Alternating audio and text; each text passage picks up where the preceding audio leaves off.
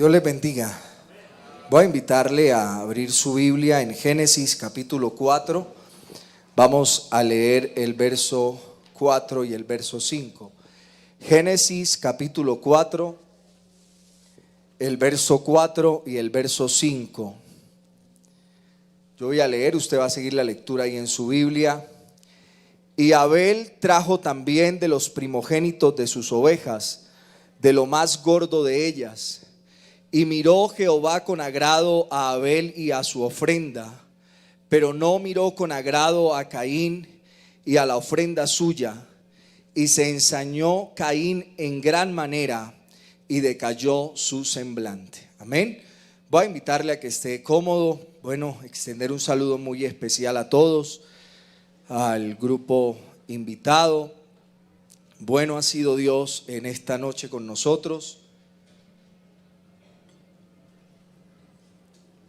Bueno, yo sé que el tiempo ha pasado, que comúnmente no ocurre así, pero qué bueno que hayamos aprovechado nuestro tiempo alabando a Dios. Y quisiera que me regalara su atención y de su tiempo. Tal vez nos demoremos un rato hablando de esto, pero qué importante desaprender para aprender bien.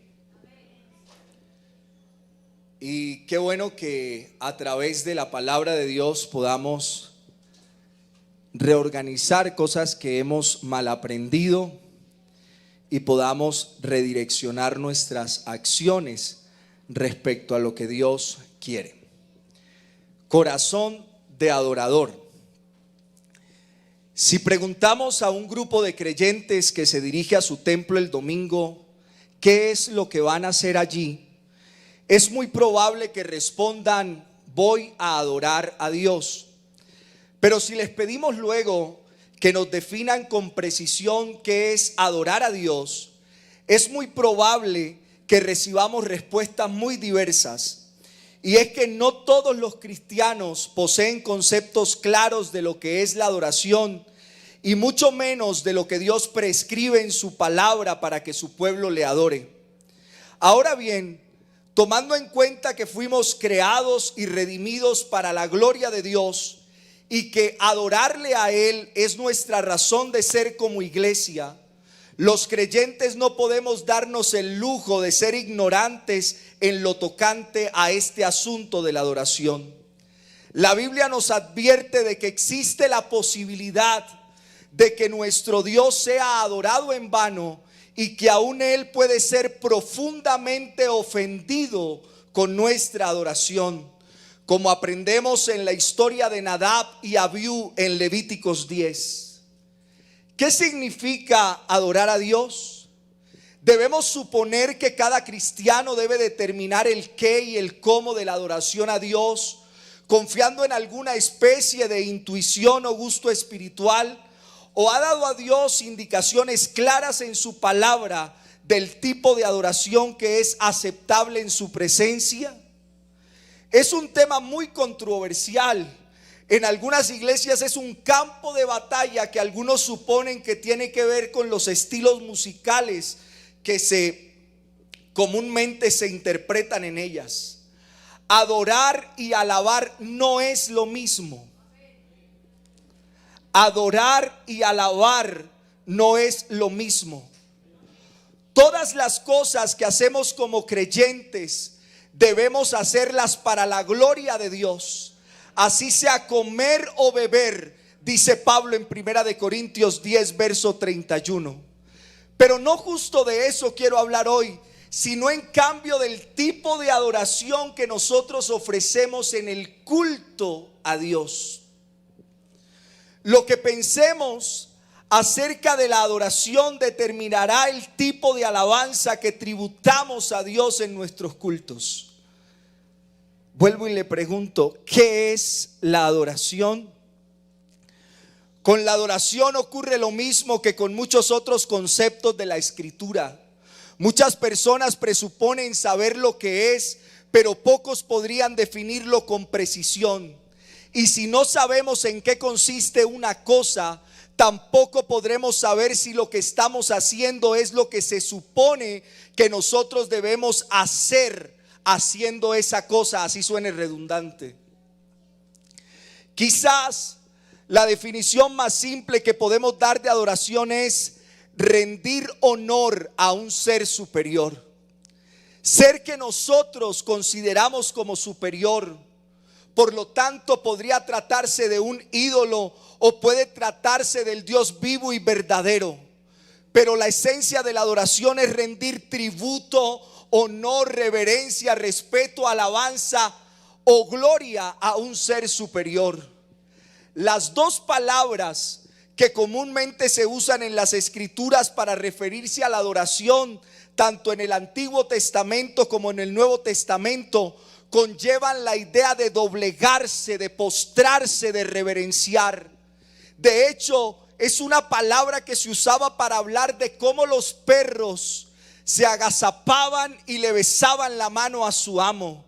La palabra significa, de hecho, de manera literal en el griego, besar la mano como señal de respeto. Así que la adoración implica el reconocimiento de la grandeza de aquel que es adorado. Por eso es que la única adoración digna de ese nombre es la que el creyente le tributa a Dios y a nadie más. Cuando nosotros atribuimos gloria a otro ser fuera del Dios vivo y verdadero que se nos revela en la creación y que se nos revela en su palabra, estamos dando una vana gloria. Una gloria sin base o una gloria sin contenido. Estamos concediendo una honra inmerecida porque solo Dios, solamente Dios es digno de ser adorado.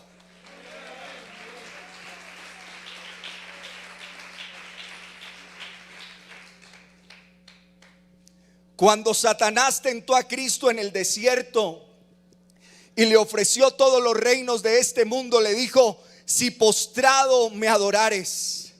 El Señor le respondió: vete, Satanás, porque escrito está: al Señor tu Dios adorarás y a Él solo servirás.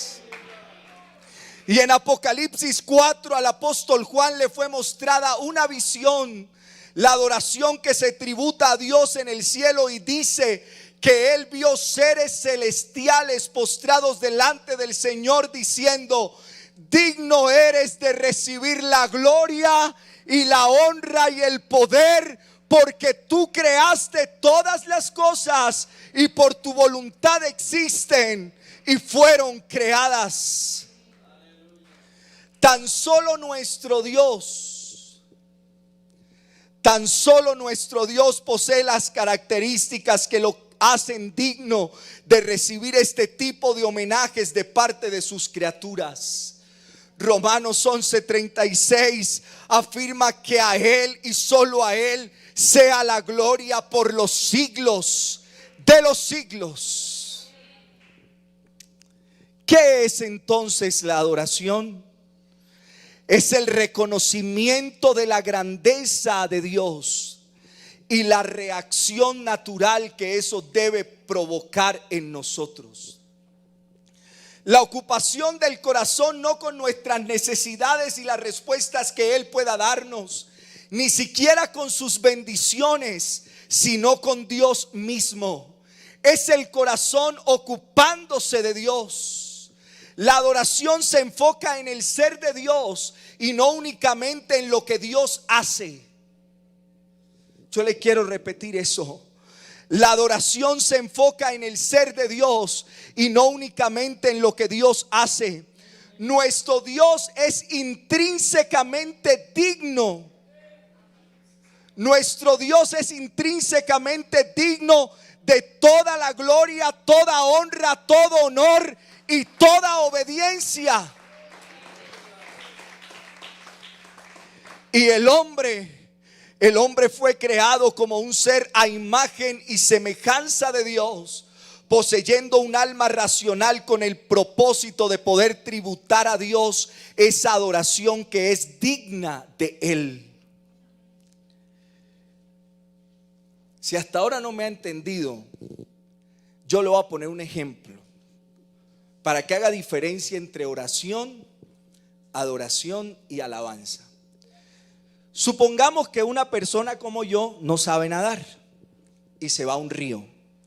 Mientras lucha en vano por salvarse y dándose cuenta qué tan desesperado es su caso, clama desde lo más profundo de su corazón: auxilio, auxilio, sálvenme. Eso es oración. Es el clamor de un alma consciente de su necesidad. Por eso la miseria adoctrina a una persona maravillosamente en el arte de la oración. La miseria, en ella solo tenemos que apercibirnos de nuestra condición y nuestra necesidad para aprender a orar. Este individuo, a punto de ahogarse, de una forma natural clama por ayuda, cuando repentinamente aparece un caballero bien vestido que, sin dudarlo ni por un segundo, se lanza al agua para rescatar a este pobre hombre, poniendo en riesgo su propia vida. La respuesta de la persona salvada es inmediata. Llena a su Salvador de alabanza y exclama: ¿cómo podría expresar jamás mi gratitud hacia usted por su acto de valentía al salvar mi vida? Gracias, 10,000 veces gracias. Eso es alabanza. Y eso es lo que precisamente el pecador hace cuando entiende que Cristo estuvo dispuesto a salvarlo. Cristo no simplemente puso su vida en riesgo, Él puso su vida. Él no solo puso en riesgo su condición humana, sino que Él puso todo de sí en pro de alcanzar la salvación que nosotros no podríamos proveernos. El justo murió por los injustos para llevarnos a Dios, dice Primera de Pedro 3:18. Y eso en consecuencia debe llenar nuestras bocas de alabanza y de gratitud. Ahora bien, supongamos que el caballero que ha salvado a este hombre, no conforme con lo que ha hecho, ahora lo invita a su casa al día siguiente con el propósito de entablar una amistad con él. Al otro día, el hombre se dirige hacia la dirección indicada y, para su asombro, se da cuenta que el caballero que le salvó vive en la parte más rica de la ciudad y que su casa es la mansión más extraordinaria, la más hermosa de ese sector. Pero su sorpresa es aún mayor cuando él comienza a conversar y a conocer a este hombre. Queda profundamente impresionado por su nobleza y carácter, por su bondad, su inteligencia, su hospitalidad, su sabiduría, su tacto, su humildad, todos los adjetivos calificativos de grado positivo que usted le quiera adjudicar. Ahora aprecia la excelencia moral y el valor intrínseco del carácter de su anfitrión, independientemente de lo que hizo por él para salvarlo. Y aunque no se olvida por un solo momento que su anfitrión es su salvador, no obstante, su gratitud por lo que hizo por él es ahora superada por la admiración y aprecio por lo que es en sí mismo. Ya no es simplemente gratitud por lo que él hizo por mí, es admiración por lo que la persona es. Y como siguen desarrollando esa amistad, mientras más le conoce, más le admira. Eso es adoración. No se trata de un programa religioso o de un conjunto de rituales que nosotros nos acostumbramos a desarrollar en la liturgia. Uno de los problemas principales que los profetas del Antiguo Testamento tuvieron que enfrentar y corregir era la tendencia del pueblo al formalismo y a equiparar los actos externos, de la adoración con la adoración misma. Amós capítulo 5 verso 21 al 23 es algo fascinante, dijera yo, porque es Dios mismo hablándole al pueblo de Israel acerca de la manera como él en ese preciso momento está percibiendo lo que ellos conciben como adoración a Dios. Es bien significativo lo que dice. Yo quisiera que lo pusieran en las pantallas. Dice: aborrecí y abominé vuestras solemnidades, y no me complaceré en vuestras asambleas o reuniones o en el culto que ustedes comúnmente promulgan. Y si me ofreciereis vuestros holocaustos y vuestras ofrendas, no los recibiré, ni miraré a las ofrendas de paz de vuestros animales engordados. Quita de mí la multitud de tus cantares, pues no escucharé las salmodias de tus instrumentos. Ellos se reunían en el día de sus sacrificios, ellos presentaban sus sacrificios y cánticos de alabanza, pero Dios no estaba recibiendo ninguna de esas cosas con agrado. ¿Por qué? Porque era un ritual sin corazón. Porque era un ritual sin corazón, sin un verdadero deseo de agradar a Dios. Por el contexto de Amós 5, nosotros sabemos que esos judíos mostraban con sus vidas que Dios no era importante para ellos. Ellos no tenían la disposición de obedecer a Dios, simplemente querían calmar sus conciencias practicando un ritual. ¿No les suena parecido? Yo ya fui el sábado a culto, o yo fui el martes, o ya fui el domingo. Yo ya llevé mi ofrenda, yo ya canté, yo ya aplaudí, yo ya cumplí. Yo ya cumplí. El cumplimiento, de donde viene el término cumplir y mentir. Justo ese fue el mismo problema que el Señor Jesucristo enfrentó durante su ministerio terrenal. Mateo 15 del verso 7 al 9 dice: hipócritas, bien profetizó de vosotros Isaías cuando dijo: este pueblo de labios me honra, pero su corazón está lejos de mí, pues en vano me honran, enseñando como doctrinas mandamientos de hombres. La verdadera adoración ocurre esencialmente en el corazón. No se trata de llevar a cabo un ritual, sino de algo que envuelve todo nuestro ser interior. Envuelve nuestro intelecto, nuestra voluntad y aún nuestras emociones. La verdadera adoración implica un reconocimiento de la grandeza y majestad de Dios, así como también un corazón maravillado y postrado ante su grandeza. El punto de partida para una verdadera adoración es ver lo que Dios hizo por nosotros. Él se reveló en su creación y en su palabra. Él tomó la iniciativa, se reveló y diseñó un plan de salvación para que nosotros pudiésemos reconciliarnos con Él y acercarnos a Él a través de la vida, muerte y resurrección de Jesucristo. Él es un Dios santo, no lo olvide. Él es un Dios santo y nosotros pecadores. Y de ahí el énfasis de las Escrituras en la necesidad de que nuestros pecados sean perdonados antes de que podamos acercarnos a Dios en adoración. El pecador necesita reconciliarse con aquel que ha sido ofendido por nuestros pecados. De lo contrario, no tenemos acceso a su presencia. Pero una vez ese pecador conoce a Dios y se reconcilia con Dios, su corazón se llena de adoración y su boca se llena de alabanza.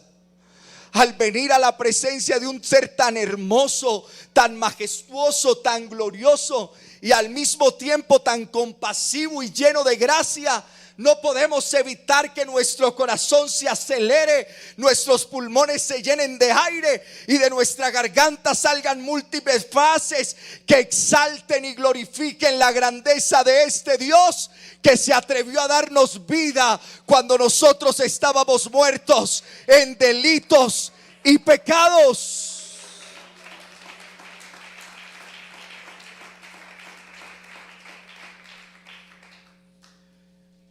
Isaías 6. Isaías 6 del verso 1 al 8.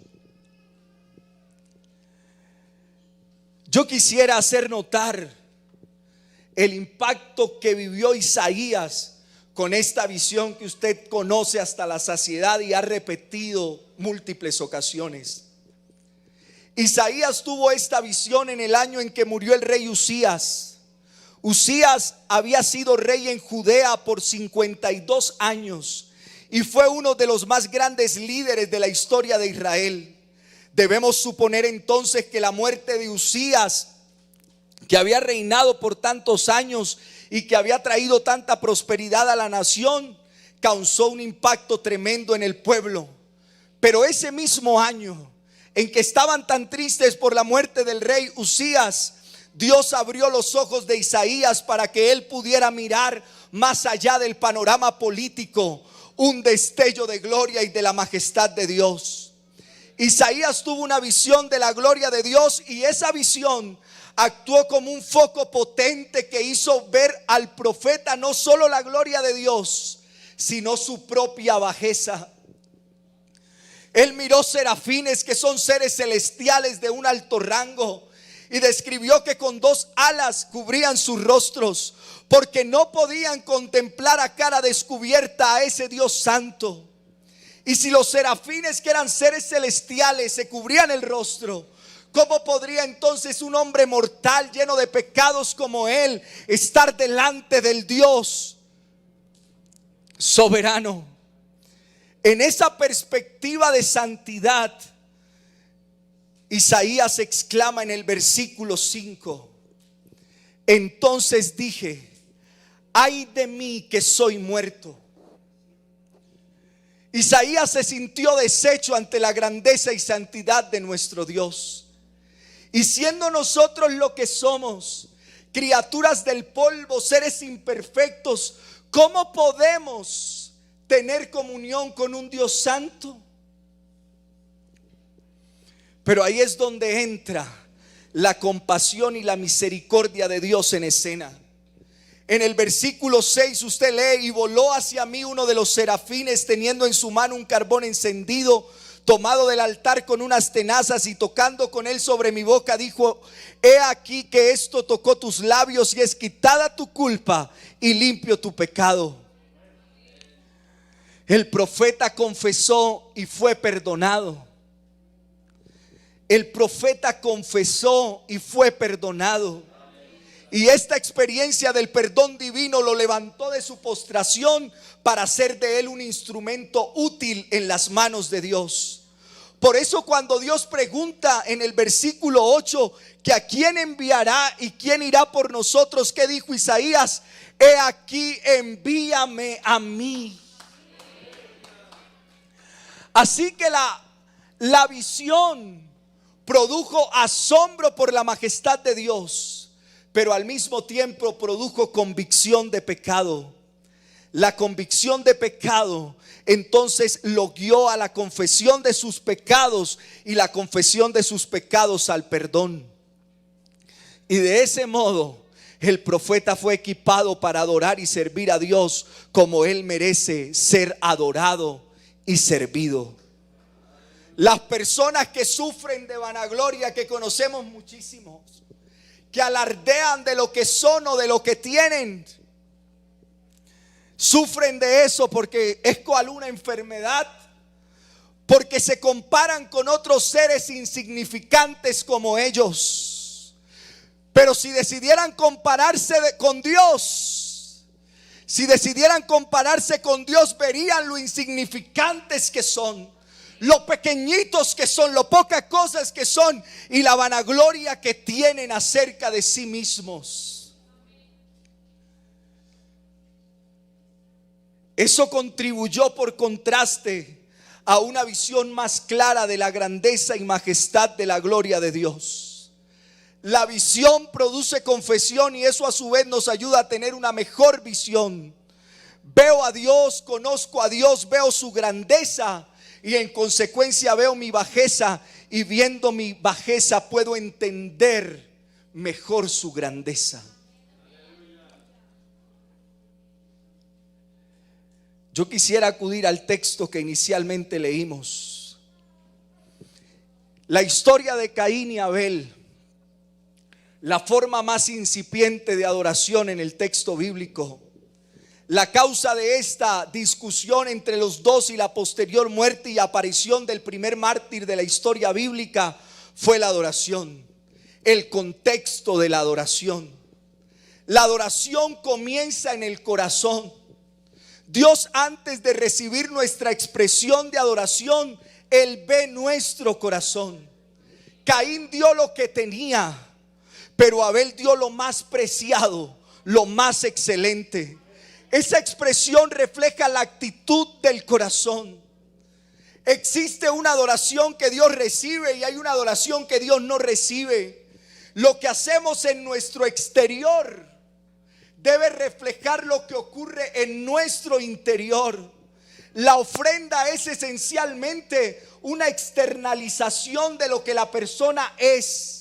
La ofrenda es la persona misma entregada en un acto simbólico, en este caso una ofrenda particular, pero es la persona misma. Bíblicamente, nosotros vemos la adoración como un acto, pero la adoración no existe en el vacío. Es un momento, sí, pero es un acto sustentado en una actitud del corazón que es lo que termina por darle validez a esa adoración. Porque al final de cuentas, nosotros podemos tener actos sin actitud. Y van a ser huecos, van a ser vacíos. Por lo tanto, el Señor no los va a recibir. Podemos cantar muy bonito. Podemos expresar frases elocuentes. Podemos interpretar hermosamente cualquier tipo de instrumento, pero si eso no es la externalización de una actitud del corazón, somos simplemente como címbalos que retiñen. Estamos completamente vacíos. Eso no le agrada a Dios. Pero también puede haber la actitud sin un acto, y esto va a quedar incompleto.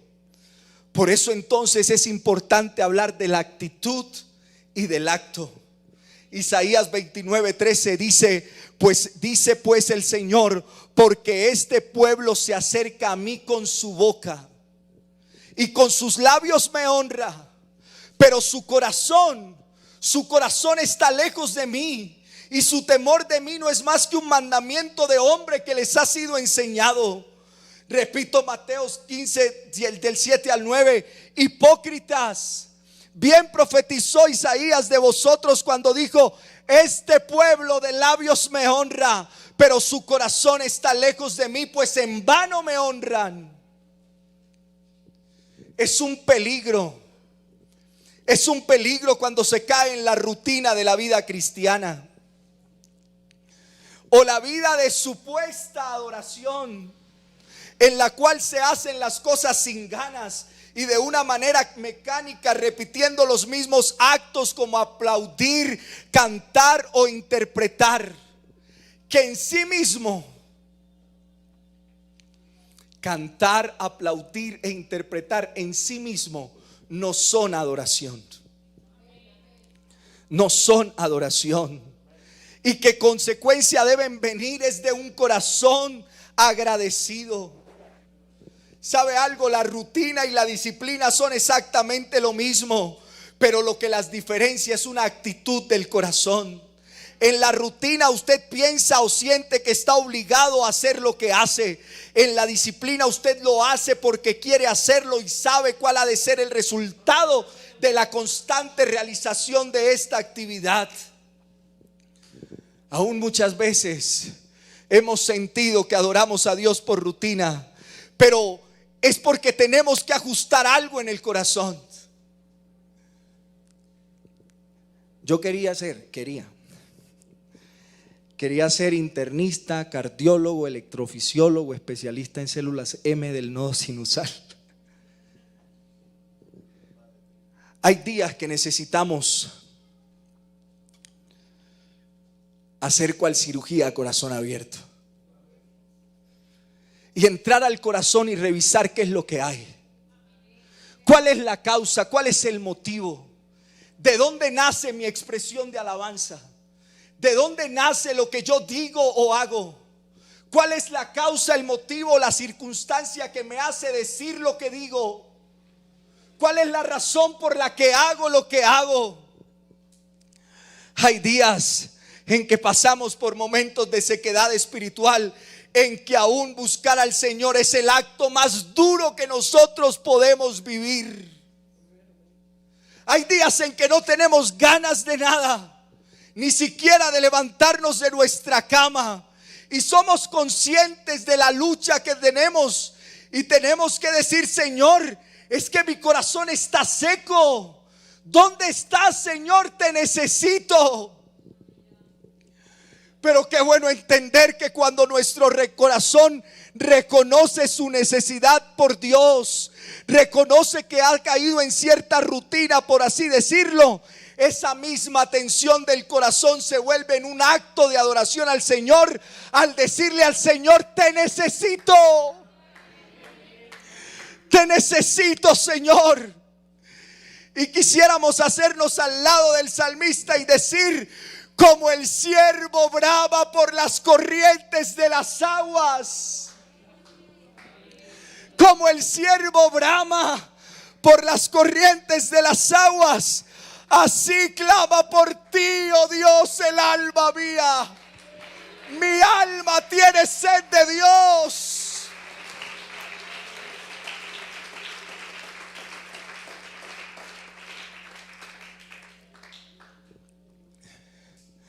Y él se hace una pregunta retórica, de esas que solo uno tiene la respuesta: ¿cuándo vendré y me presentaré delante de Dios? Siempre, la adoración siempre comienza en el corazón y se manifiesta en el exterior. La conversación de Cristo con la mujer samaritana tiene que ver con algo particular, con el agua. Y él le dice: si conocieras el don de Dios y quién es el que te dice dame de beber, tú le pedirías y él te daría agua viva. Y cuando usted pasa al verso 7, parece que él amplía la idea del agua viva. Y él dice que en el último y gran día de la fiesta, Jesús se puso en pie y alzó la voz diciendo: si alguno tiene sed, venga a mí, beba. El que cree en mí, como dice la Escritura, de su interior o desde su interior correrán ríos, ríos de agua viva.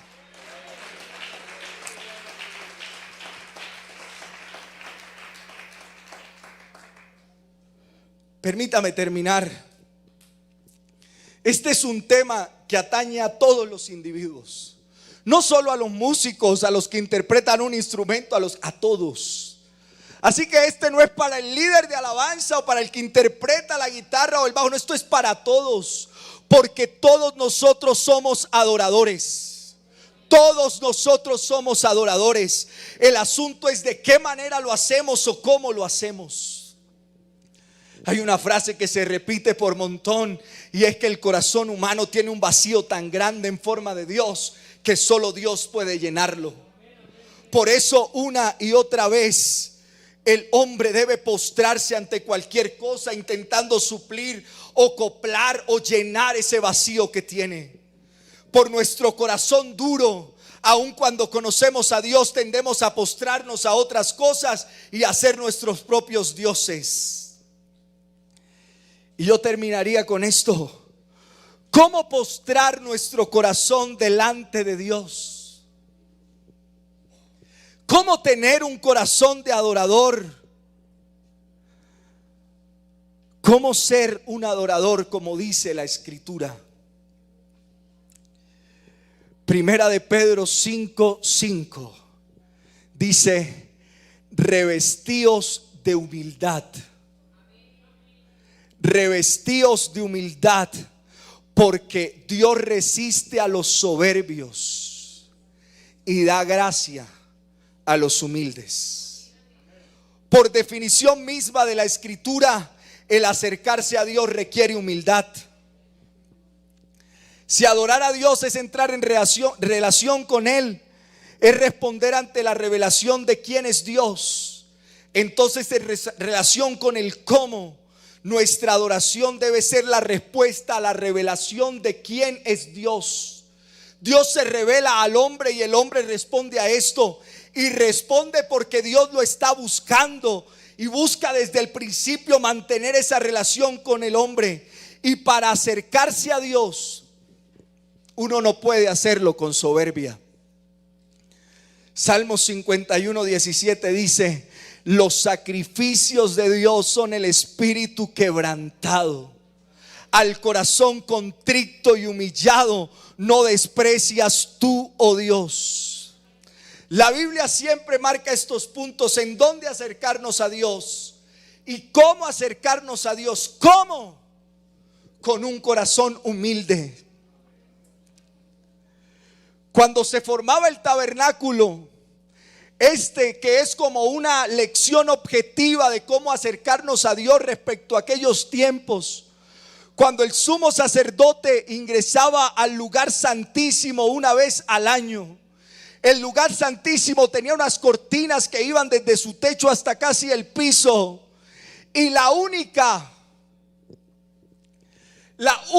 manera de entrar ahí era completamente postrado ante Dios. Si no se postraba, no podía ingresar.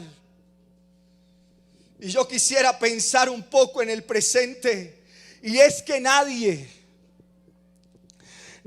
puede acercarse a la presencia de Dios a menos que reconozca que por sus propias habilidades, características, atributos puede acercarse a Dios. Y que en consecuencia necesita mirar al Calvario y ver a Jesucristo ofreciendo un sacrificio por él, y en humildad aceptar que Cristo es el canal o el intermediario a través del cual nosotros podemos llegar hasta la misma presencia de Dios. ¿Cómo adoramos a Dios? ¿Cuál ha sido su actitud hasta ahora? ¿Qué le ha ofrecido usted a Dios? ¿De verdad le ha adorado o estaba suponiendo cosas en la nebulosa acerca del cómo se adora a Dios? Yo quisiera que usted en esta noche, más allá de que yo intente motivarle a través de frases que logren convencerlo para que se acerque a Dios con humildad, usted en esta noche reconociera su bajeza y su condición y entendiera que solo a través de Cristo usted pudo hacerse digno de entrar hasta la misma presencia de Dios para adorarlo. ¿Cómo lo hemos adorado hasta hoy? ¿Qué es lo que nosotros le hemos entregado? Cantamos bonito, tocamos instrumentos bonito, pero factiblemente no le adoramos. Factiblemente, como Nadab y Abiú, nuestra alabanza y nuestra adoración ha sido rechazada. Pero yo quisiera que en esta noche usted con humildad